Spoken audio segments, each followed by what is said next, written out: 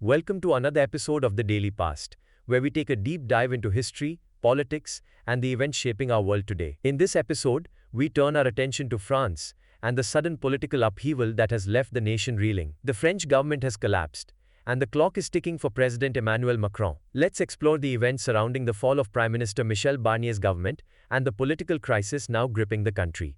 French President Emmanuel Macron is seeking solutions to a deepening political crisis after his Prime Minister Michel Barnier was ousted by Parliament. Barnier, who had been in office for just 3 months, became the first French Prime Minister in over 6 decades to be voted out of office by a no-confidence motion. The motion, proposed by the hard-left factions in the National Assembly, found crucial support from the far right, led by Marine Le Pen's party. This rare political alignment between the far left and far right has shaken the French political landscape, revealing the extent of the divisions within the country's political establishment.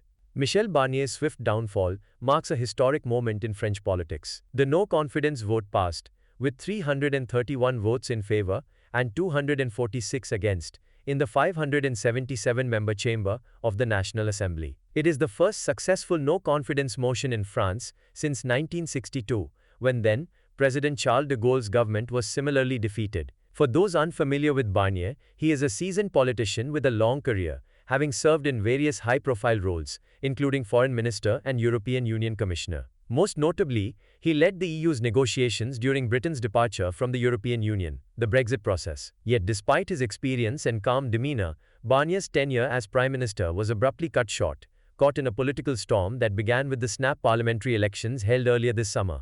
The results of those elections left France with a hung parliament, meaning no single party held an overall majority. This created a volatile political environment, where the far-right party held the power to determine whether the government would stand or fall. Barnier's government, unable to find a clear path forward, was soon embroiled in a standoff over austerity measures for the coming year. A key point of contention was Barnier's decision to push through a social security financing bill earlier in the week without a vote. This move, seen as a desperate attempt to bypass parliamentary opposition, ultimately fueled the fire that led to the no-confidence vote.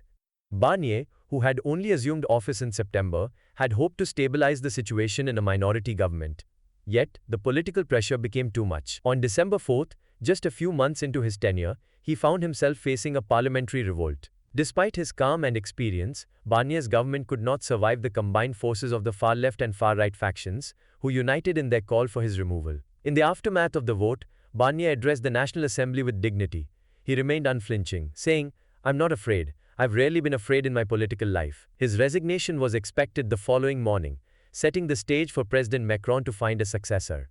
Meanwhile, President Macron had just returned from a state visit to Saudi Arabia, a world away from the political crisis unfolding back home. In a rather surreal turn of events, Macron had spent his time marveling at ancient landmarks in the desert sands of the Al Ula Oasis, only to land back in Paris to confront the collapse of his government. The no-confidence vote is only the latest chapter in an ongoing political crisis.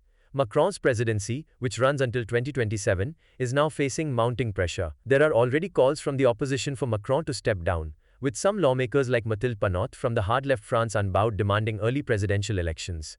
Yet despite the mounting criticism and public unrest, Macron has rejected calls for his resignation. According to reports, he plans to name a new prime minister quickly, possibly within the next 24 hours. But the challenge before him is immense. The pool of candidates is limited, with few viable options to steer France out of its current political turmoil. Macron's next choice will be critical for the country's future stability. Names being floated for the role include Defense Minister Sébastien Lecornu, a loyalist to Macron, and François Bayrou, a centrist ally. The left also presents potential candidates, including former Socialist Prime Minister Bernard Cazeneuve, who was considered earlier in the year. Yet there are concerns that whoever is appointed will only face further political instability. Barnier's tenure was the shortest in history under the Fifth Republic, a stark reflection of the deepening polarization within France's political system. With Macron still more than 2 years away from completing his term, the country seems caught in a cycle of leadership uncertainty. As if that weren't enough, France is bracing for a wave of public sector strikes over austerity measures, which will likely impact schools, rail services, and airports. With the French economy facing uncertainty, markets have begun to show signs of nervousness, adding to the sense of crisis. And so France stands at a crossroads. With the government in disarray and a president under mounting pressure, the question now is whether Emmanuel Macron can find a path out of this crisis, or if this is the beginning of a new chapter in France's turbulent political history. Thank you for tuning in to The Daily Past. Be sure to subscribe and stay informed as we continue to cover the unfolding events in France and beyond. Stay with us for more updates, analysis, and historical context on the stories shaping the world today. Until next time, stay curious, stay informed, and keep watching the Daily Past.